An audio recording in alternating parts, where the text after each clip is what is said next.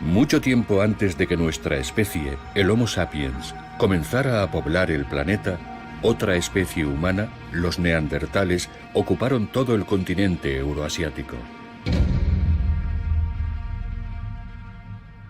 Los hallazgos fósiles en diferentes lugares desde el Atlántico hasta Siberia durante los últimos 2 siglos nos han revelado a esa otra humanidad aún muy misteriosa.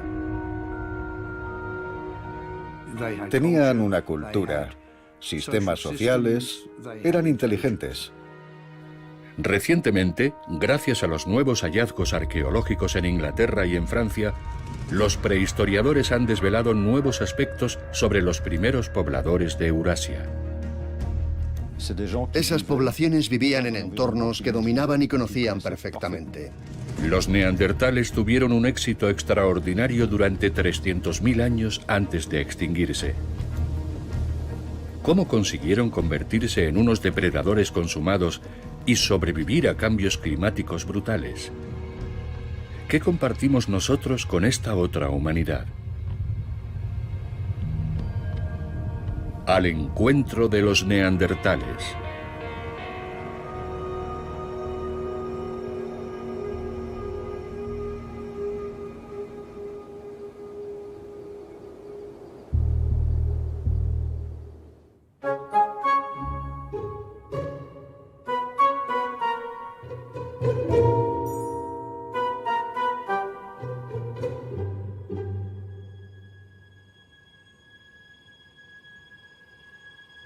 Cuando se descubrieron los primeros neandertales en el siglo XIX, no era raro que los hombres de una nueva especie, de los que tenemos escasos fósiles, fueran representados casi como monos.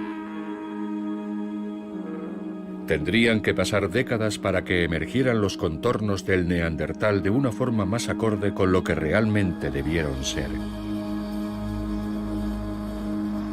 Pero no fueron exclusivamente los especímenes del hombre de Neandertal los que poco a poco serían mejor definidos y conocidos, sino también su forma de vida, sus capacidades e incluso el contexto climático en el que evolucionaron.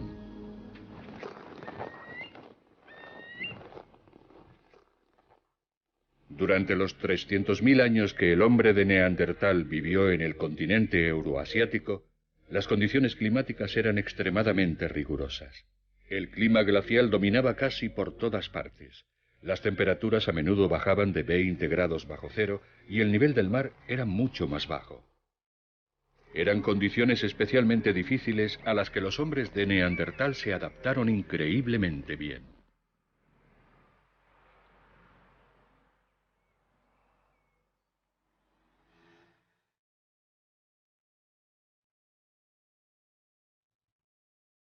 Chris Stringer, paleoantropólogo del Museo de Historia Natural de Londres, es especialista en la evolución física y anatómica de los primeros humanos. La forma del rostro de los neandertales es muy diferente a la de los Homo sapiens y hay un gran debate sobre cómo evolucionó su rostro y por qué. Hoy creemos que sin duda estuvo relacionado con la adaptación al frío. Sabemos que el clima en el que vivió el hombre de Neandertal era mucho más frío y seco que el clima de la Europa actual. Esa es probablemente una de las razones por las que la nariz tenía una forma muy ancha y prominente, con un gran volumen interno. Se podría decir que, en cierto modo, funcionaba un poco como un radiador, que calienta y humedece el aire inspirado.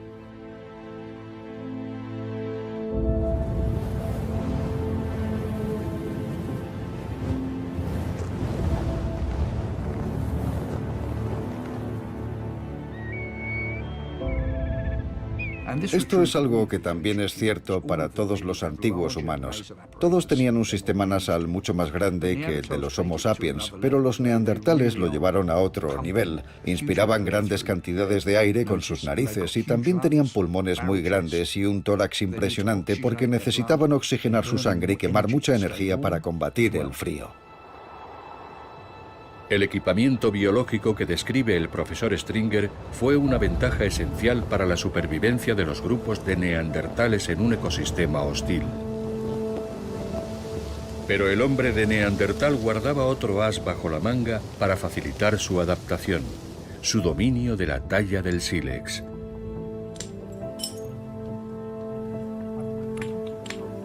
Esta gran revolución técnica en la historia de la humanidad fue un logro de los primeros neandertales. Fueron ellos quienes desarrollaron una técnica precisa para tallar el sílex que se denomina lascado Levallois. El arqueólogo Vincent Lascaux experimenta con esta técnica que permite obtener fragmentos de sílex con formas muy precisas. Ahora estoy preparando el punto de percusión para obtener la lasca deseada aquí, que después servirá para hacer una herramienta. Para Émilie Gobal, especialista en industria lítica y poblaciones de la prehistoria, esta técnica muestra las habilidades de los neandertales. Sin duda podemos vincular este fenómeno de la producción de Levallois con la capacidad cognitiva de anticipar. El hombre de Neandertal sabía exactamente qué era lo que quería obtener. Es lo que nosotros llamamos el método Levallois, un método de predeterminación. Vincent intenta conseguir una punta Levallois. Vamos a percutir a lo largo de estas dos crestas para intentar obtener nuestra famosa punta.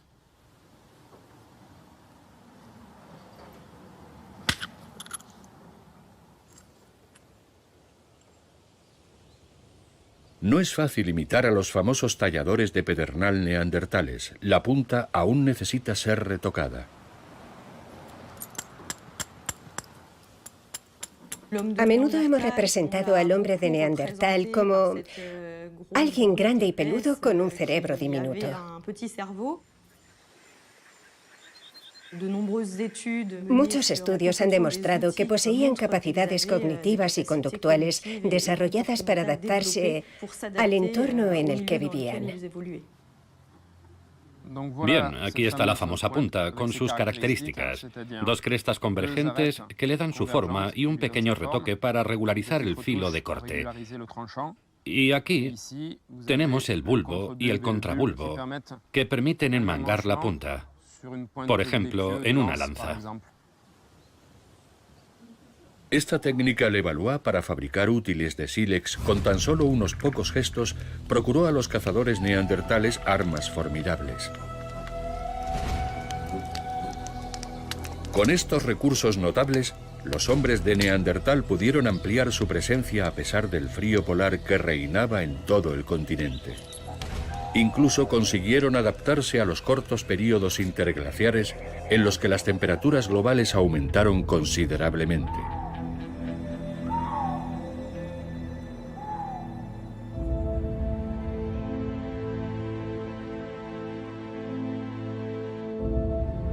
Eso es lo que nos revela el yacimiento de Goaziec, próximo a la ciudad de Douai, en el norte de Francia, donde gracias a la arqueología preventiva antes de la construcción de un centro comercial, los arqueólogos hicieron un descubrimiento excepcional.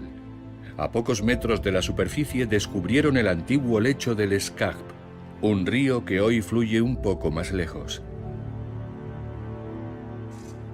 La turba que se depositó en el fondo del río y en las orillas ha conservado milagrosamente la materia orgánica durante más de 100.000 años. De hecho, esta turba carece prácticamente de oxígeno, lo que la convierte en un medio muy adverso para las bacterias que atacan la materia orgánica, pero también mantiene un grado de humedad que evita que los restos de plantas o animales se sequen. El arqueólogo David de Guisson, que ha excavado varios yacimientos del período neandertal en el norte de Francia, es muy consciente de la importancia de este descubrimiento. Aquí en Goaziec tenemos la suerte extraordinaria de tener esta secuencia de turba que ha preservado de hecho todo el conjunto del ecosistema que existió aquí hace aproximadamente 130.000 años, conservando tanto especies animales, en particular restos de huesos y dientes, y también todo lo que es vegetal. Y por vegetal me refiero a que se han preservado hojas, ramas, e incluso en esta turba existen fragmentos de troncos de árboles.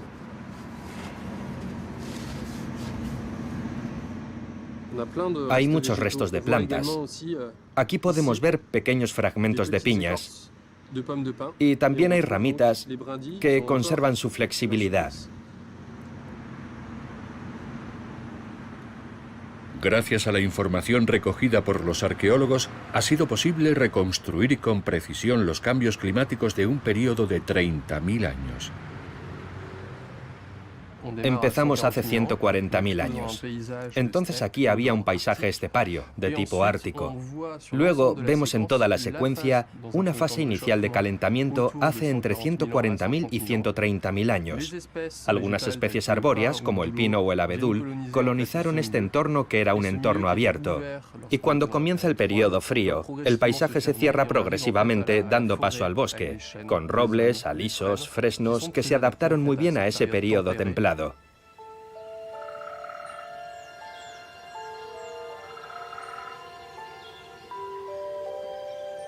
Luego, la historia prosigue, y esto también es excepcional. Comienza un periodo de calentamiento que conduce a la degradación climática, que provoca el fenómeno inverso. Se pasa de un bosque de arbustos y robles a un bosque más abierto, de tipo boreal, con pinos y abedules, que vuelven a colonizar este entorno. Y por último, tiene lugar una degradación climática muy fuerte hace 110.000 años, que realmente marcó el paso al último período glacial.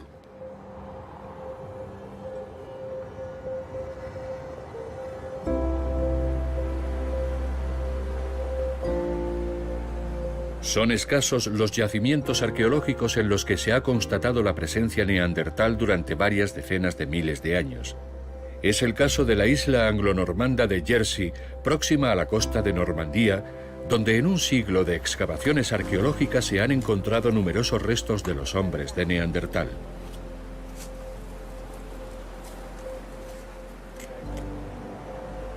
La doctora Becky Scott, prehistoriadora, arqueóloga y especialista en el comportamiento de los hombres de Neandertal, ha dedicado mucho tiempo a estudiar el yacimiento neandertal de la Côte de Sembrelade, en la isla de Jersey.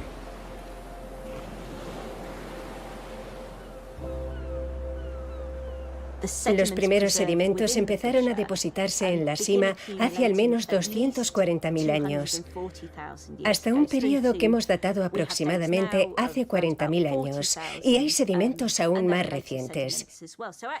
Es decir, disponemos de un registro de todo ese periodo, pero también están registrados los importantes cambios climáticos y ambientales.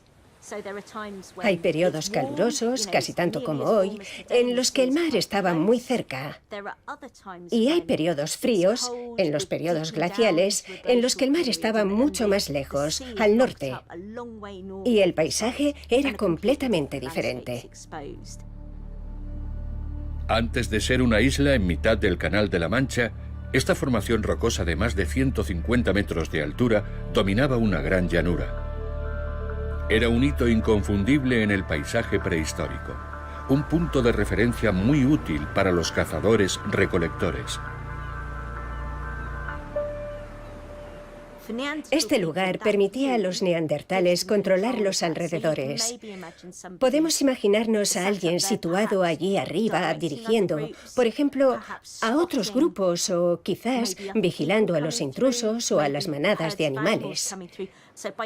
Desde allí arriba podían vigilar y controlar su entorno de una manera que sería imposible desde abajo, en la llanura.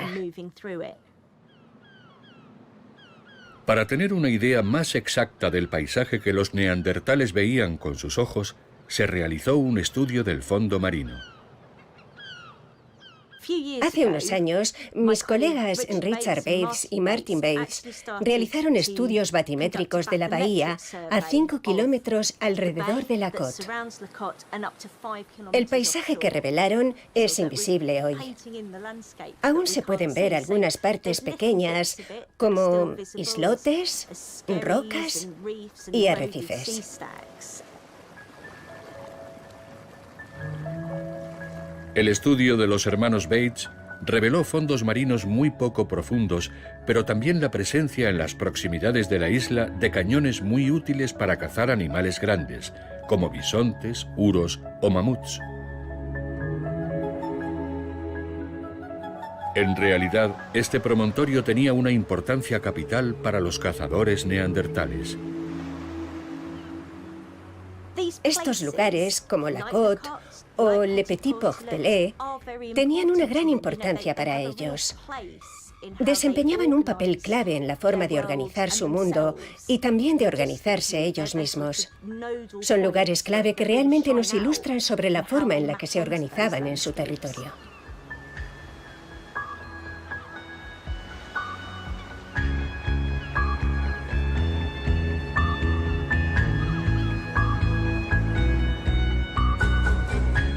La importancia de la inteligencia del territorio resulta evidente para el prehistoriador Steven Metzen, que lleva varias décadas investigando el comportamiento de los neandertales.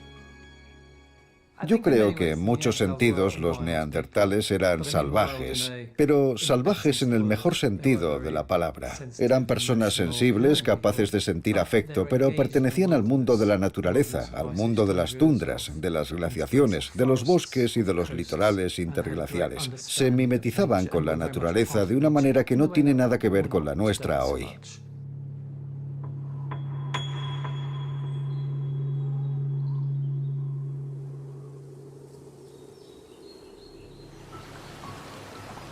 Otro tipo de paisaje, el de los ríos, era esencial para los hombres de Neandertal.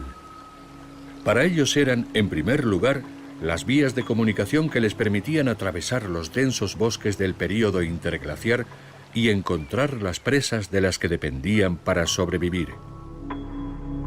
En el yacimiento de Cahors, en el norte de Francia, ha salido a la luz un pequeño valle que 125.000 años atrás fue el escenario de las cacerías de grandes animales.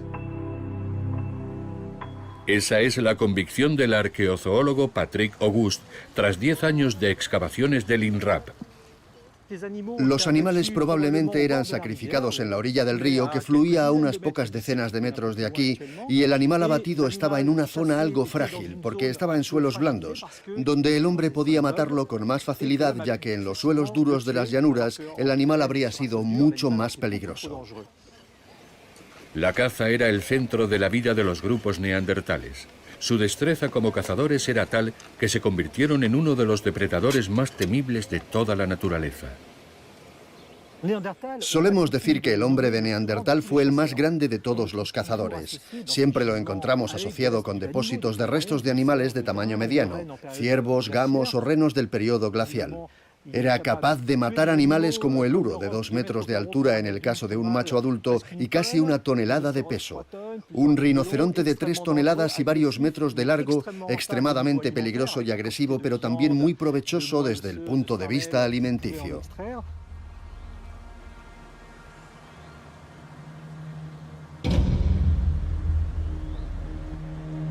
Según Jean-Luc Locht, el director del yacimiento, las excavaciones han desvelado una característica importante de las capacidades de adaptación de los hombres de Neandertal. Antes del descubrimiento en 2002 del yacimiento de Cahors, se pensaba que el hombre de Neandertal no se había adaptado al entorno boscoso interglaciar. Se pensaba que solo vivía en zonas más frías y esteparias y que había abandonado nuestras latitudes durante los periodos interglaciares. La investigación en Cahors revela también que los neandertales desplegaron sus actividades en varios lugares. Por ejemplo, el yacimiento que se está excavando actualmente estaba cerca de un río y era el lugar donde descuartizaban sus presas. ¿Qué es el yacimiento de Cahors? Un lugar de despiece, por lo tanto un sitio intermedio. Sacrificaban los animales en otro lugar y los transportaban aquí para que fuera más fácil recuperar todo el material alimenticio y no alimenticio. Probablemente llevaban los elementos recuperados a su campamento base, que podía estar situado un poco más lejos. Además, la industria lítica también nos muestra que hay un lascado muy rápido, sin talla y sin retoques, por lo que tenemos la idea de una operación muy corta en el tiempo, lo cual es muy importante no solo a escala geológica o prehistórica, sino realmente a escala humana. Ahora es posible para los científicos saber con precisión la forma en la que se ocuparon estos lugares e incluso la duración de esas ocupaciones. El nivel más antiguo, que debe de tener unos 124.000 años, fue frecuentado durante 2 meses al año en la buena temporada, mientras que el nivel más reciente, de hace unos 121.000 años, se ocupaba durante 10 meses seguidos. Ahora sabemos que los neandertales, cuyo hábitat es prácticamente desconocido para los arqueólogos, aprovechaban de manera ingeniosa su entorno natural. Eran nómadas, pero en un territorio bastante limitado en el que cada sitio tenía un papel, una función muy específica. Había sitios para adquirir materias primas, otros para el despiece, había sitios para refugiarse, por ejemplo, en laderas bien protegidas de los vientos dominantes. Todo esto era el resultado de un buen conocimiento de un territorio bien delimitado. Los datos recogidos en Kauk han revelado uno de los principales rasgos culturales de los pueblos neandertales, el nomadismo.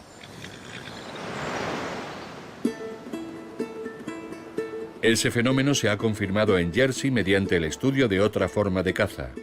A comienzos del siglo pasado, los primeros exploradores de la Côte de Sembrelat quedaron fascinados por los numerosos fósiles de mamut que descubrieron. Desafortunadamente, la mayoría de ellos se dispersaron en colecciones privadas y solo queda un diente para demostrar que aquí se dio caza a muchos mamuts. No sabemos exactamente cómo hicieron los neandertales para poder cazar a los mamuts que se encontraron en la Côte. Pero suponemos que los cazaron en gran número en la región. Es posible que también aprovecharan sus cadáveres, pero lo que es seguro es que no los traían desde muy lejos. Si los cazadores aprovecharon la orografía natural de Jersey para cazar a los animales, obviamente utilizaron armas dotadas con puntas de sílex para matarlos y útiles del mismo material para despedazarlos y prepararlos. Sin embargo, no se ha descubierto ningún yacimiento de sílex en el territorio actual de la isla. ¿De dónde procedían entonces estos valiosos instrumentos de sílex? Por el sílex que trajeron aquí, sabemos que viajaban hasta 20 o 30 kilómetros hasta los alrededores de Guernsey y Alderney, donde existen canteras naturales de sílex. Para esos viajes tuvieron que caminar durante varios días y llevar los útiles de sílex que usaban sin poder sustituirlos una vez usados con sílex local. De forma que podemos decir que se desplazaban voluntariamente para ir a lugares que conocían.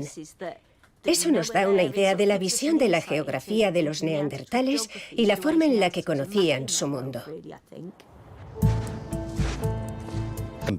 Caballos, y para hacer eso necesitaban organizarse, porque eso exige la coordinación del grupo. Hay que prever el lugar donde estarán los animales y elaborar una estrategia precisa de caza.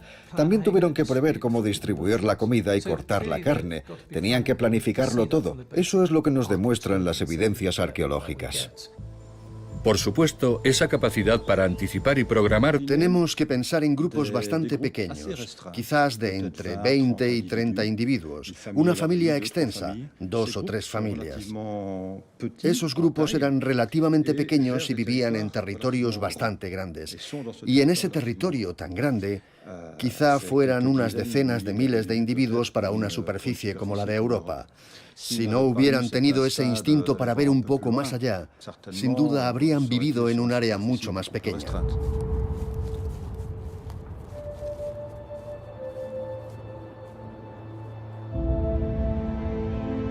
Es realmente extraordinario que una población tan débil numéricamente y diseminada en espacios tan vastos mantuviera una presencia continuada y en ocasiones estrecha con lugares menos espectaculares que los acantilados de Jersey.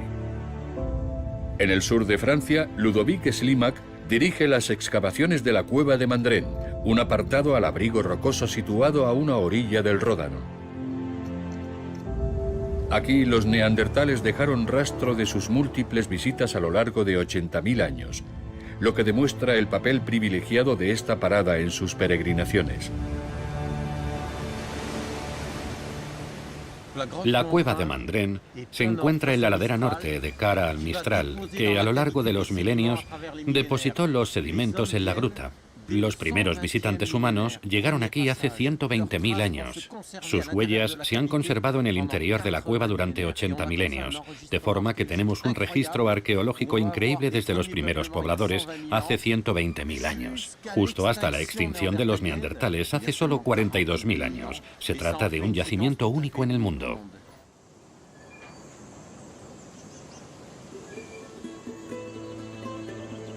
Entre estos estratos milagrosos, Ludovic identifica las abundantes huellas de las sucesivas ocupaciones neandertales.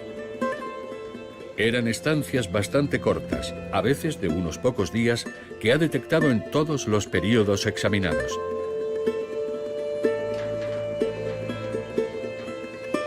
Pero en ocasiones se suceden varias décadas sin rastro alguno de sus visitas.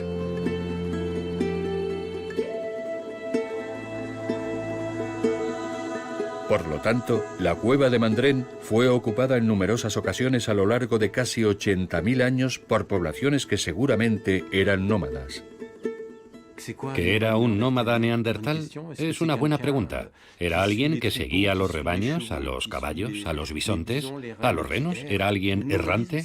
El nomadismo, de hecho, nunca es errancia, de forma que eso lo podemos eliminar directamente. El nomadismo no es lo mismo que errar. Debemos imaginarlas como poblaciones que conocían un territorio bastante grande.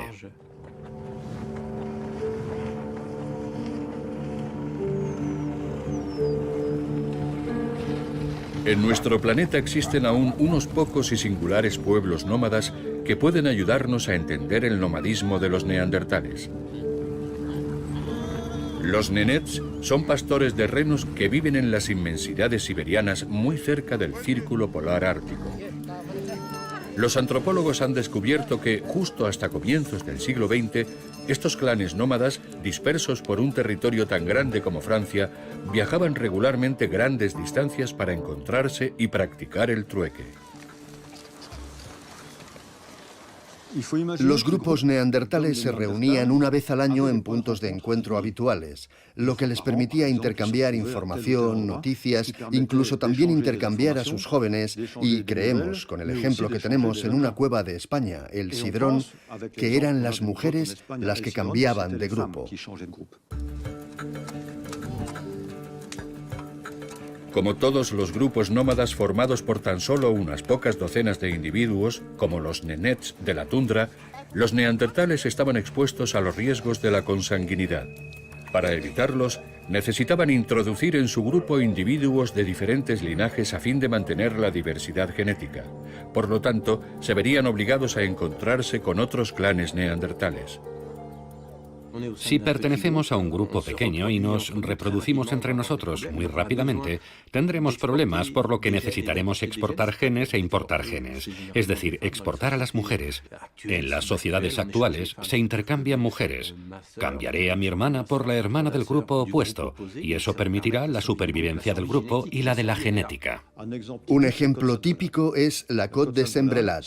La Côte de Sembrelat parece ser exactamente un punto de encuentro, un punto de reunión entre diferentes grupos que se suceden uno tras otro durante decenas de miles de años en ese lugar especial. En el corazón del nomadismo se encuentra, por lo tanto, la necesidad vital de sobrevivir, pero también la necesidad de reunirse para poder realizar grandes cacerías durante las grandes migraciones de la fauna salvaje.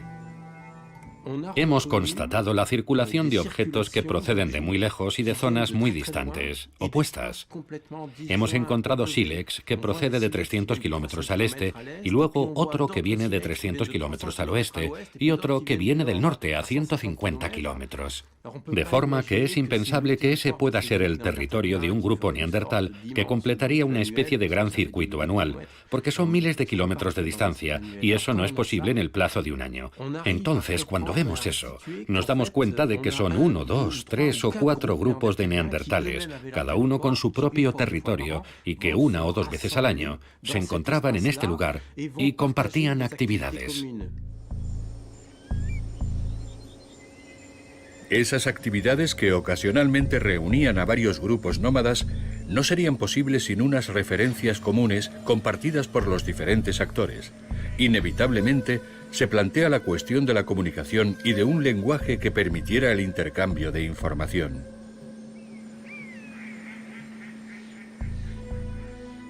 Yo creo que para poder prever y organizar actividades colectivas, como de caza y recolección, se requiere un sistema de comunicación muy sofisticado. Quizás no fuera un lenguaje elaborado como el nuestro, con palabras, una gramática, etc., sino una forma de comunicación igualmente sofisticada.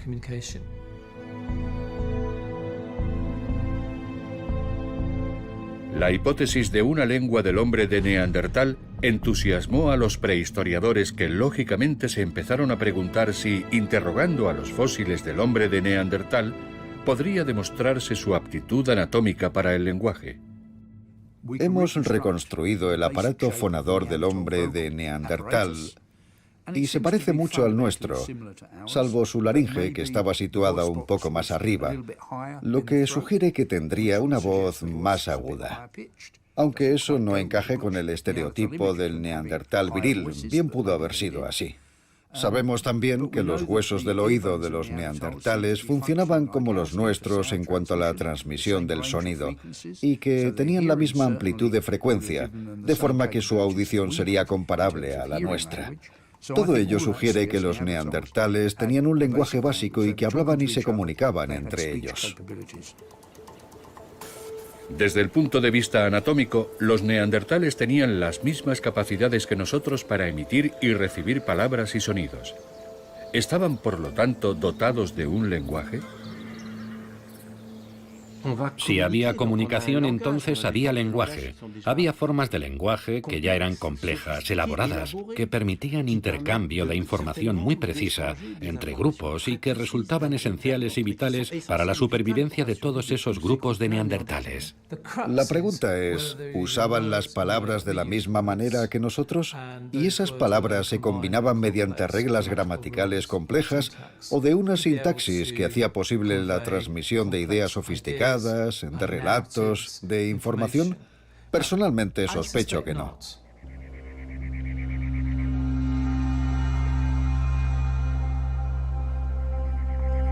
Sin embargo, los intercambios entre neandertales tuvieron lugar. Entonces, ¿qué forma adoptaban si su idioma era tan rudimentario? Yo creo que la musicalidad es fundamental. Es esencial para expresar las emociones y también es muy importante para las relaciones sociales. Cazar bisontes es un esfuerzo de equipo.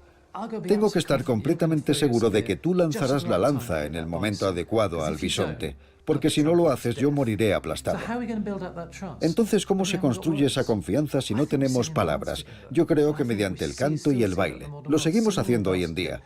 Cantar y bailar juntos crea un vínculo, por lo que creo que debió de ser esencial para la supervivencia de los neandertales. Otra perspectiva para los investigadores que querían comprender mejor el lenguaje en los neandertales ha sido estudiar su cerebro, gracias especialmente a los avances de los neurólogos sobre el cerebro de nuestra propia especie.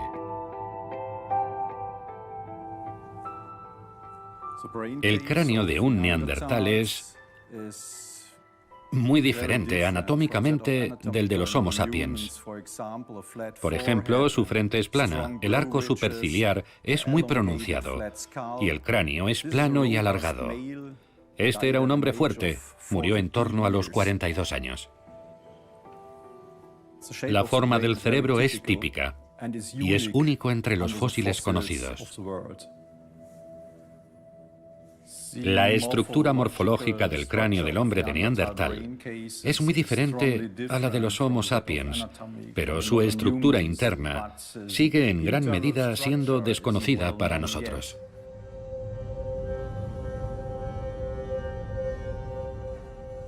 El cerebro del hombre de Neandertal no es igual que el nuestro.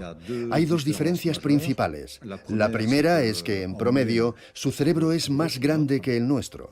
Y la segunda es que no está formado igual que el nuestro. Por ejemplo, nuestros lóbulos frontales están muy desarrollados y un poco menos entre los neandertales. Los lóbulos frontales están relacionados tanto con el pensamiento afectivo y cognitivo como con el aprendizaje y el lenguaje. Es probable que el perfil biológico de este cerebro que desapareció hace unos 40.000 años permanezca para siempre fuera de nuestro alcance. Pero los conocimientos actuales sobre nuestro propio cerebro de Homo sapiens nos permiten plantear otra dimensión de las capacidades intelectuales de los neandertales, la cognición. La cognición, por ejemplo, es un elemento de mi cerebro y también forma parte de mi herencia biológica y de mi entorno. Pero hay otras cosas a mi alrededor que también cuentan. Hoy en día no sería muy inteligente si no tuviera un smartphone en la mano, o una regla, o un libro. La cognición es en realidad una combinación de cultura material, del contexto social y de la biología que está en nosotros. Sabemos que los neandertales tenían cerebros voluminosos que tal vez estuvieran conectados de manera diferente a la nuestra, pero sin una cultura material para apoyar el desarrollo cognitivo y asegurar la transmisión del conocimiento, creo que estaban realmente bastante limitados.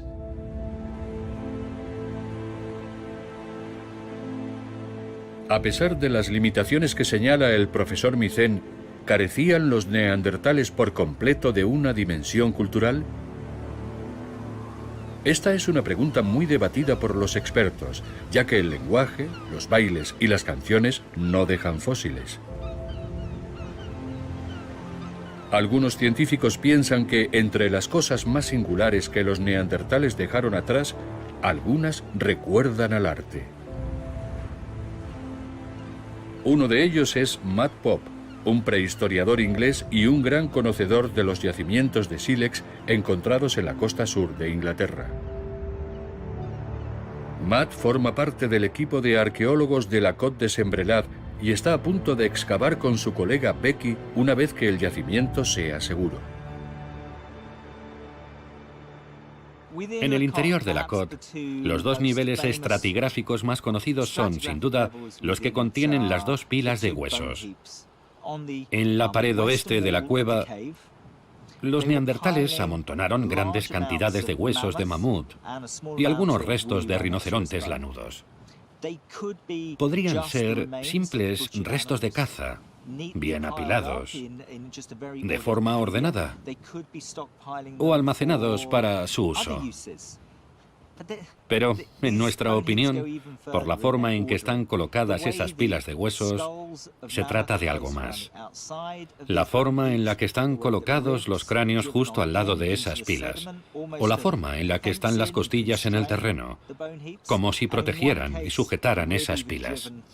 En un caso, una costilla está incluso metida en un cráneo y luego en el suelo. Eso trasciende la simple intención de organizar o almacenar esos elementos. Ellos querían crear algo, incluso aunque solo fuera una rutina, aunque no tuviera un significado simbólico real. Lo que dejaron atrás sigue siendo algo monumental. Cuando lo ves hoy, sigue resultando impresionante.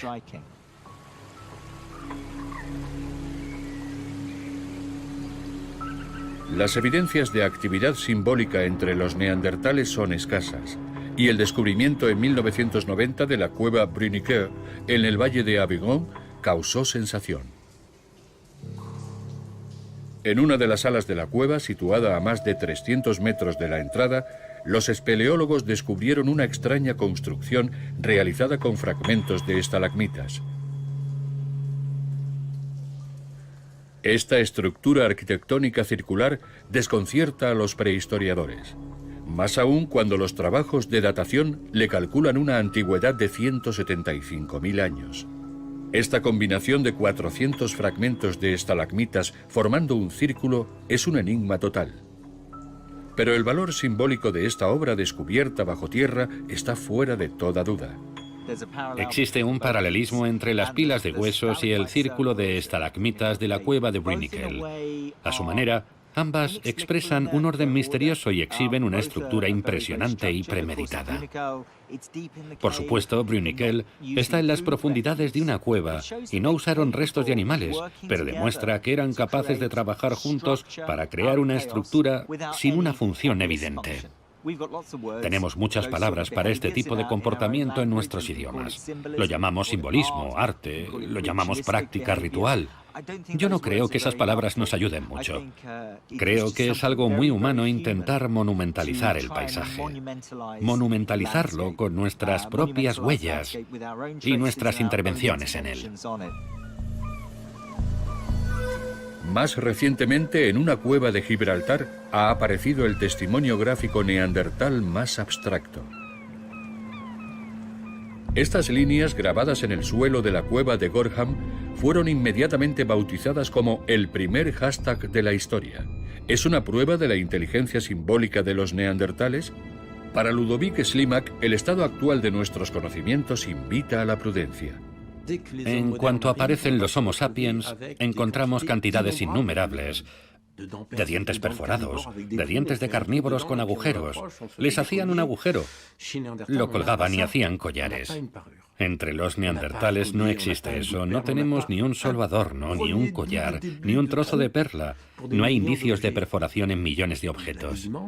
La ropa, los adornos, es lo primero que mostramos al otro. Es nuestro universo mental, cultural y social que expresamos ante los demás. Y entre los neandertales no tenemos nada de eso. No tenemos ninguna prueba definitiva de que elaboraran símbolos visuales, pinturas rupestres o grabados. Hay algunas posibles evidencias, pero aunque se confirmaran, seguirían siendo tan raras y distantes en el tiempo que más bien evocarían un comportamiento inusual. Puede que los futuros descubrimientos inclinen la balanza hacia una u otra de estas tesis, pero esta disputa de expertos debe ver la luz de otro problema aún más esencial, el de la proximidad de los neandertales con nuestra especie, el Homo sapiens. El hombre de Neandertal y nosotros somos diferentes. Es obvio, lo somos biológicamente. Pero esa diferencia no significa que sea inferior a nosotros, ni tampoco superior, porque también podemos verlo a la inversa. La ciencia cambia constantemente nuestra mirada sobre los neandertales. Nos gustaría que estuvieran más cerca de nosotros. Hoy en día los consideramos modernos en el plano del comportamiento. Pero no deberíamos olvidar nunca que si tuviéramos a uno de ellos delante de nosotros, si nos encontráramos con uno, inmediatamente veríamos lo que nos separa de ellos, en su rostro, en su aspecto, en su forma de caminar. Tenemos mucho en común. Hace aproximadamente medio millón de años compartimos un antepasado común, por lo que no sería sorprendente que también compartiéramos alguna forma de inteligencia social o fisiológica, pero ellos tenían una forma diferente de pensar y de estar en el mundo. Hace aproximadamente 50.000 años, el Homo sapiens hizo su aparición en Europa occidental. Una muy mala noticia para el hombre de Neandertal, cuyo declive, al parecer, había comenzado ya.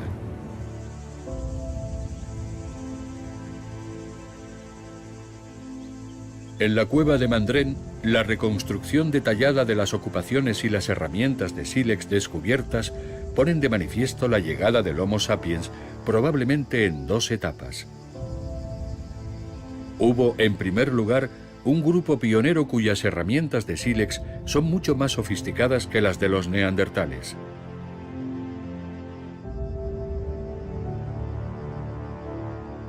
Una decena de años después, ese grupo desaparece y los neandertales vuelven a ocupar la cueva de Mandren de manera más o menos ocasional.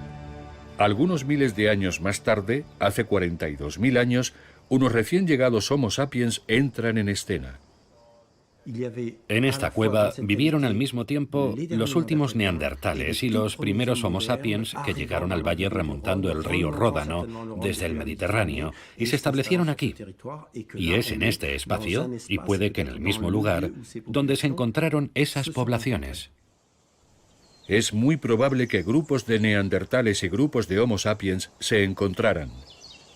Pero estas dos especies, tan cercanas y diferentes al mismo tiempo, ¿realmente podían compartir algo? Sus visiones se cruzarían sin ver las mismas cosas, sin encontrarse realmente. Es decir, aunque esas dos poblaciones pudieron coincidir en la cueva, los Homo sapiens y los neandertales habrían vivido experiencias radicalmente diferentes. Aquel encuentro, que a nosotros nos resulta extraordinario, no jugó a favor de los intrépidos nómadas neandertales.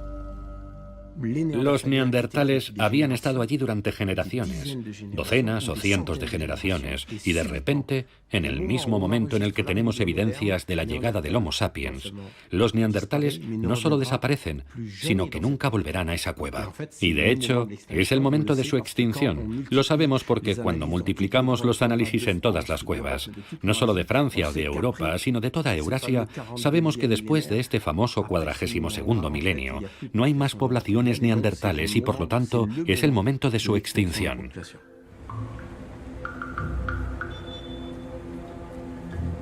Según Tom Higham, experto en datación mediante carbono 14 de la Universidad de Oxford, los recientes avances científicos han cambiado la percepción de la desaparición de los neandertales. Sucedió de forma diferente a como yo pensaba cuando comencé a trabajar en el tema. Pensaba que los Homo sapiens habían irrumpido y que los neandertales se extinguieron poco después. Pero es mucho más complicado que eso. Al parecer, existía un verdadero mosaico de poblaciones en diferentes lugares de Europa. Y la genética nos dice también que las dos poblaciones no solo se encontraron, sino que se mezclaron genéticamente, lo cual es mucho más interesante y complejo a la vez. En su laboratorio, Tom Higham ha analizado sistemáticamente los fósiles de 70 yacimientos neandertales de toda Europa. Creo que lo que les pasó a los neandertales en Europa, y lo sabemos gracias a los estudios genéticos, es que su diversidad genética era muy baja. Al parecer disminuyó entre 50 y 60.000 años atrás. Y eso nos dice que esos grupos estaban formados por muy pocos individuos.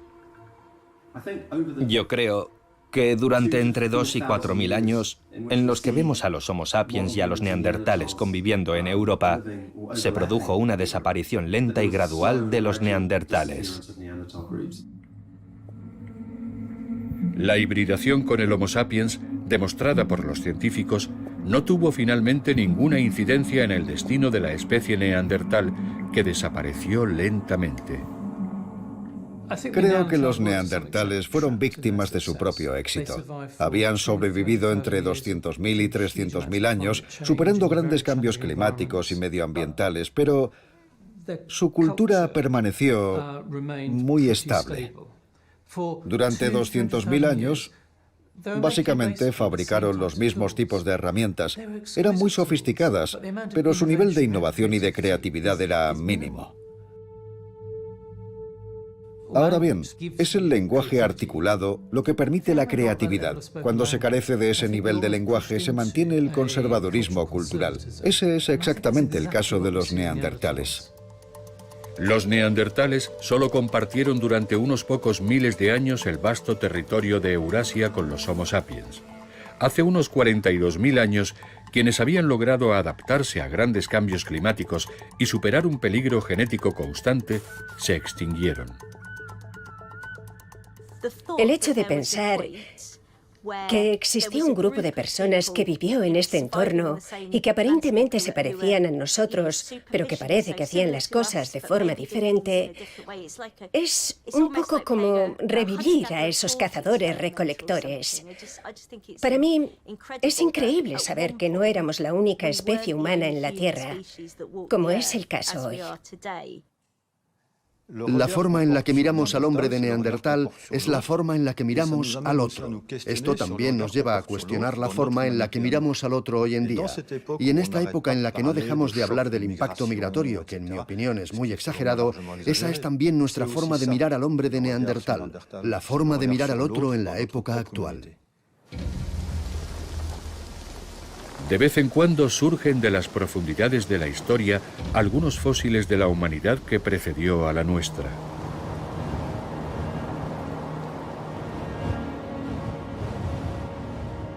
No hay duda de que solo son fragmentos diminutos de la larga historia de esa especie que ha dejado en buena parte de nosotros algún porcentaje de su código genético. Quizás sea esta la razón por la cual estos mensajes, llegados de otra humanidad, nos intriguen tanto y no podamos evitar medir lo que nos separa y lo que nos acerca a ella. El mundo tendría sin duda una apariencia completamente diferente si esos otros humanos no hubieran sido barridos por los Homo sapiens. Si esos humanos dotados de una inteligencia social desarrollada, de una inteligencia superior de la naturaleza, no hubieran nunca cedido el lugar a nuestra especie que desde entonces ha colonizado el planeta para lo mejor y para lo peor.